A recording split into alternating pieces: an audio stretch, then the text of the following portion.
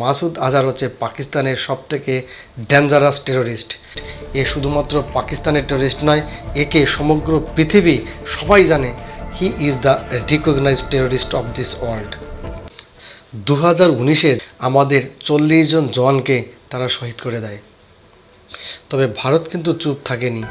এর পাল্টা জবাবে ভারত বালাকোটে এয়ার স্ট্রাইক করে, যার ফলে ইউসুফ আজহার সহ তার পরিবারের 10 জন প্রাণ হারায়।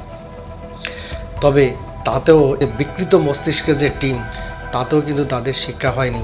তারা আবার নতুন করে নারী সন্ত্রাস শাখা খুলে দিল। আর এই নারী সন্ত্রাস শাখার নাম রেখেছে জামাতুল মুমিনাত।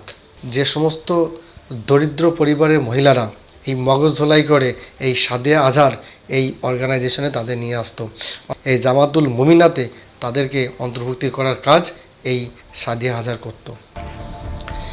এখানেই রহস্যের শেষ নয়। এই ঘটনার সঙ্গে 2 জন ডাক্তার জড়িত। একজনের নাম হচ্ছে শাহিনা শাহিদ এবং আরেকজনের নাম হচ্ছে ডক্টর মোজাম্বিল শাকিল। এরা দুজনেই ফরিদাবাদের আল ফালাহা হসপিটালের কর্মী।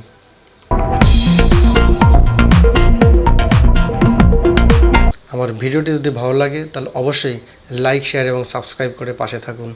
ধন্যবাদ।